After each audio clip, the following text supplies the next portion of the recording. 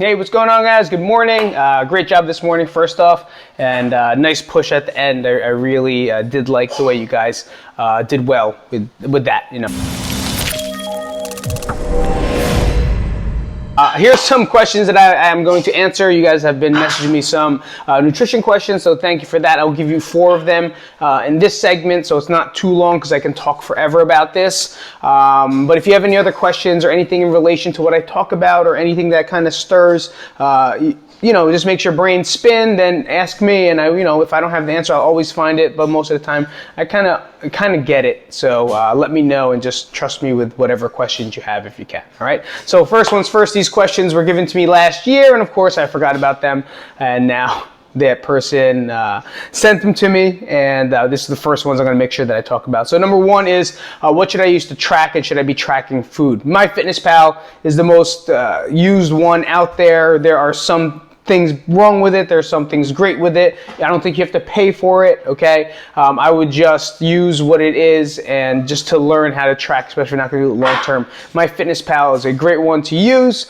but it is a little tedious in the beginning until you start to recognize your patterns of eating, and then your more frequently used meals will pop up a lot easier. But in the beginning, it is time consuming, but so is anything else when you're learning something different. So again, I would use MyFitnessPal to track, and it is important to track because a lot of times we don't know what we are eating. It's impossible to say, oh, I'll intuitively eat. There's no such thing as intuitively eating if you never tracked or understand what is exactly on your plate, or how much is exactly 3 ounces of chicken. One person's idea of chicken is 3 ounces of chicken is this big. One person's 3 ounces of chicken is this big. And personally speaking, when I did coaching, or I'd coach at a client, I asked them, what are they eating? What does 3 ounces look like? And then it seemed like it was too much, so let me take a picture of it, and it looked like the size of this, okay? So this is a huge chicken. You're not eating 3 ounce chicken. This is probably what 3 ounces of chicken looks like, okay? Not this, but you don't know. You don't know until you start measuring, until you start weighing, and that's the importance of doing so.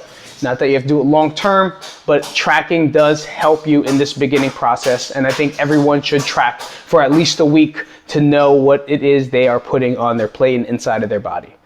Second question is going to be, what's the difference between egg whites and eggs? There is none except for macronutrient and calorie count, okay? Well, no, there's a big difference, obviously, then. So there's egg whites, which is mainly protein. You probably get 5 grams per, 3 tablespoons, I think it is, inside those cartons, or in one egg white, it should be like 3 grams of protein. So it's not that much, but it's only protein. Okay, so I would use egg whites personally because I can't eat supplements. I choose not to because of it messes with my stomach. I use that as my post-workout. So as a post-workout, I will eat egg whites as my protein source. But for regular eggs, I'll eat that an hour later, right? I'll eat whole eggs all the time. I think whole eggs are great. It's a great source of fat, protein. It has micronutrients inside there as well, and has a good fat count. So the only thing it doesn't have is carbohydrates. So eggs are carb-free, but they are not fat-free, and they are not dairy-free, and they are not, they have higher protein. So about, let's say 3 eggs, I think, gives me 18 grams of protein, so it's around that range. But then again, you have to track it and find the right thing. So no big difference, but I would try to have both, If I could have a whole egg, I'd probably have a whole egg, but after my workouts, I will definitely have egg whites only, because I want to stay with fat. And spinning off that is another question, so I can make this 4 questions, because this was another question which has to do with post-workout, right? Someone asked about post-workout. Nutrition. Is it important to eat after your workout or stay fasted? Eat, okay? I know fasting is a huge protocol these days because of podcasts, because of what you're seeing and reading. It's a new hot topic, okay? And we called it, right? We called it. It's going to be the new hot topic after whatever it is. But then again, it's only protocol. Guys, if you want to think about diets and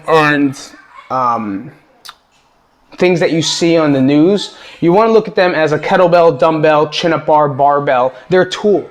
That's all it is, okay? So keto's a tool, paleo's a tool, high carb's a tool, intermittent fasting's a tool. Everyone is different. Everyone has different tools.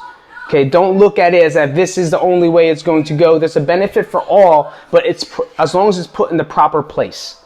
So think of diets that way. Diets are not an answer. Okay, it's just a tool in order to find what works best for your lifestyle. Plain and simple. So fad diets, they are good. They have their purpose, right? I mean, there's one called the McDonald's diet. You want to jump on that? Please feel free to do so. It's fucking out there. There's 1,000 of them. Right? There's chicken broccoli water. I made that shit up. Made it up. And people are doing it. It's fucking crazy. It's all fake. But there is a place and purpose for each one. Okay, so look at it that way. So post-workout nutrition, what do I eat afterwards? Or should I eat afterwards? Absolutely. We are in what we call high intensity work or interval training, which means we use glucose as our primary fueler. That's carbs. Glucose is carbs, sugar. Anything you eat from a vegetable, vegetables have carbs. From vegetable to friggin' table sugar, it's the same thing. Bread, it's all the same, okay? It's a carb. So we use that as fuel to perform at crank. Now, if you don't replenish that fuel faster, right, you're going to be super stressed. Your body's going to understand that it's still stressed out. So you have to nip it in the butt. Most of us are here for fat loss, weight loss, feel good. If our cortisol level keeps riding without a break in that cortisol, then you are going to start storing your fats. Okay, your body's going to start understanding that it's only going to be stressed out for this long period of time. So it's very important to get a post-workout shake, post-workout meal immediately after you work out. It just has to be a drink, you know, but you have to replenish the sugars.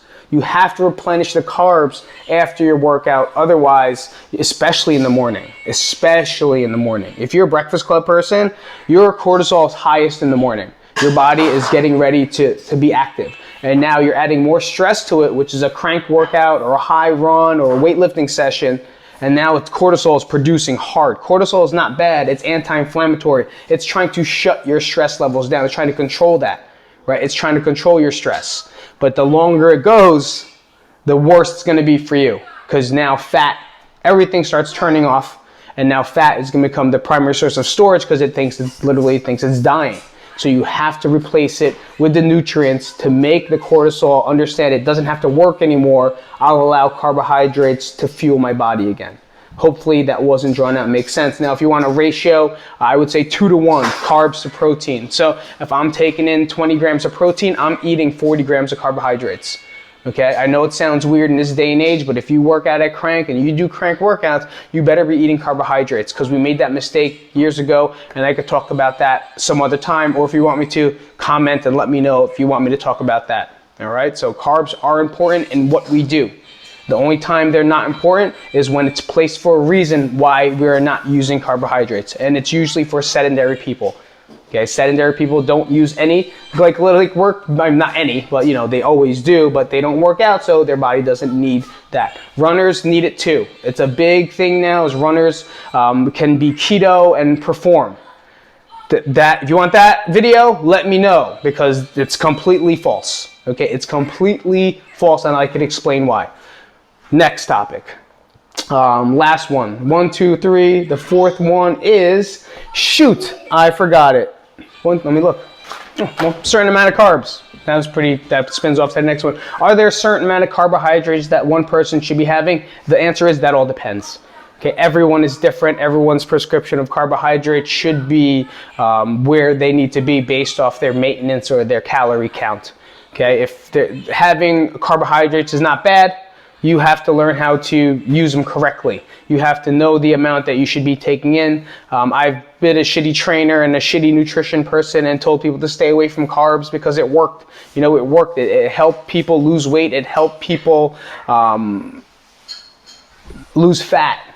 But the hormonal effect that happened within the study period of what's been happening, right, with low carb, paleo, and keto, it's showing in this realm of working out, it's doing more damage than it is benefit. So we all been there. I've been there too. And right now it's hard for me to get back to where I used to be because I used to live a low carb lifestyle so much that my body started protecting itself from carbohydrate, kind of protected itself, and the hormones don't want to go there anymore. So it's a long, long story, but at the end of the day, you need to have carbohydrates. There's not one person in this world, and I don't care what studies have shown, there's not any place in this world that they do not eat carbohydrates. That's even the leanest people. If you hear these things of people in Alaska and they eat salmon all day long and they don't eat carbohydrates, that's false, because once it gets warm out, they find their grains and they eat their grains and they eat their vegetables, because who the fuck wants to eat salmon 24/7, 75, 365? Nobody. Right? So they do eat carbohydrates. It's false studies. If you've heard that in the Arctic or the Himalayas or in Okinawa or whatever it is you listen to a podcast, it's false. They control their eating. They know their control. They know their calories. They know their expenditure. And it's the lifestyles that change it. But we don't live there. Okay? So you don't live in Okinawa, no matter what Joe Rogan talks about. You don't live in fucking Alaska, no matter what Ben Ashfelt or whatever his name is talks about. Okay? You live in the United States of America. You live the Western culture. So we live here, which equals we have to understand how to eat here, not there. Hopefully that understands or makes sense to you. But like I said, carbohydrates depend. So it just depends. And there's no right or wrong answer, but there is a high or too low answer. And that one is individualized. If you have more questions or comments, please let me know. Let me know the questions that need to be answered, so I could make a better presentation and maybe have a nice virtual seminar, because we have nowhere to really have a good seminar unless someone wants to